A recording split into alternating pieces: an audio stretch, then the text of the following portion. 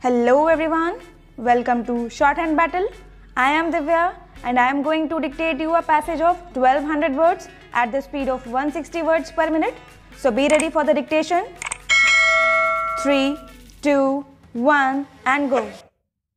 Mr. Deputy Chairman Sir, we are discussing the budget for the year 1961 to 1962, which is the first year of the third 5-year plan, and therefore it is appropriate that the Finance Minister has given a bird's eye view of what has been achieved during the first two plans. The Economic Review also gives a comprehensive view of our achievements as well as of certain shortcomings here and there. I would therefore congratulate the Finance Minister and his ministry for placing before us a realistic picture as has emerged during the last 10 years and the approach which the Finance Minister thinks we should adopt towards the third 5-year plan. This is not an ordinary budget for 1 year or for 2 years. This budget should be looked at from the point of view of the beginning of our next journey towards the third 5-year plan.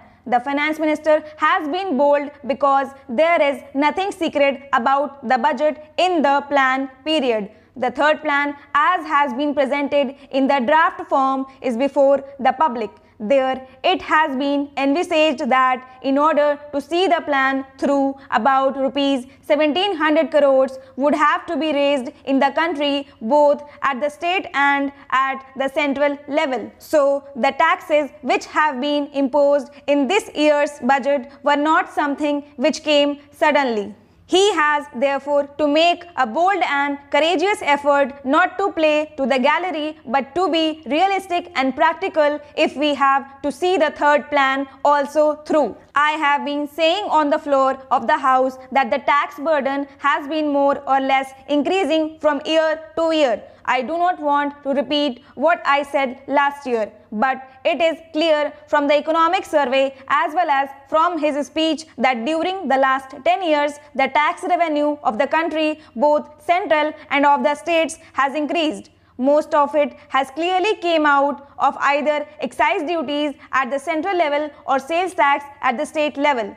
We are also not to forget that when development takes place, industrial centers and population increase, the municipalities and the corporations have to levy various taxes. Their revenue generally comes out of what is called octroi duty. Sir, as a teacher, I am pleased to note that the government have appointed an old teacher, Dr. Kothari, as the chairman of the University Grants Commission. We are proud of his scholarship and of his devotion to duty, and we feel that under his able guidance, the University Grants Commission would be able to render increasing service to the cause of education in this country. I am glad to know from the Education Minister that the University Grants Commission and the Education Ministry are functioning harmoniously, but I wish to point out that in the last report of the University Grants Commission, the Commission pointed out certain difficulties in carrying out its responsibilities. I do not know what steps were taken afterwards to remove those difficulties and to ensure to the University Grants Commission autonomy which is its due. Sir, we are holding conferences of the Ministers of Education and conferences of the Vice Chancellors of the universities, and I feel that we should also hold conferences of the Chairman of the University Grants Commission of various states. In spite of that jurisdiction, we are holding conferences of Vice Chancellors of universities and we are dealing with various educational questions. If there are University Grants Commission in certain states and if they are not functioning properly, it is the duty of the Education Minister at the center to deal with that problem. Also in the conference of the Ministers of Education of the various states, if they find some difficulty in having a conference of the chairman of the University Grants Commission of the various states, I do submit that the universities are not functioning as autonomously as perhaps the Education Minister wished them to function. I know that in the last report of the University Grants Commission,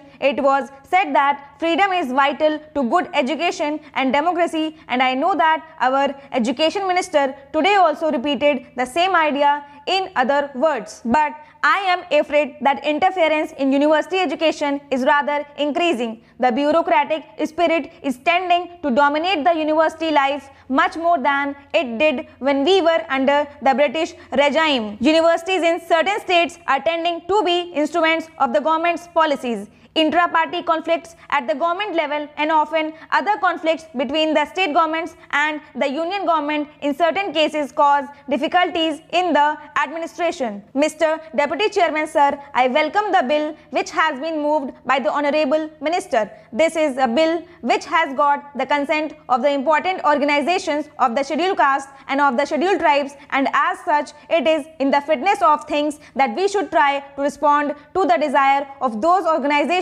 and their representatives. Sir, the sentiment of those organizations is quite understandable because in the arrangement as it exists at present, those members of the scheduled caste and of the scheduled tribes who want to take advantage of the reservation made for them in the constitution in order to represent certain constituencies in the legislatures are laboring under a distinct disadvantage. The disadvantage is that a double member constituency by its very nature is an unwieldy constituency, and except in certain urban areas, the constituency covers a very wide area and it becomes very difficult for any member to approach each and every voter as he should and to convey them his ideas, his policies, his programs, and to canvass his vote. Sir, it is a well-known fact that the larger the constituency, the greater the expenditure for any candidate who wants to get the votes of the electorate in that constituency. The members of the scheduled caste and the scheduled tribes are not so prosperous or have not got enough resources to manage such large constituencies, and therefore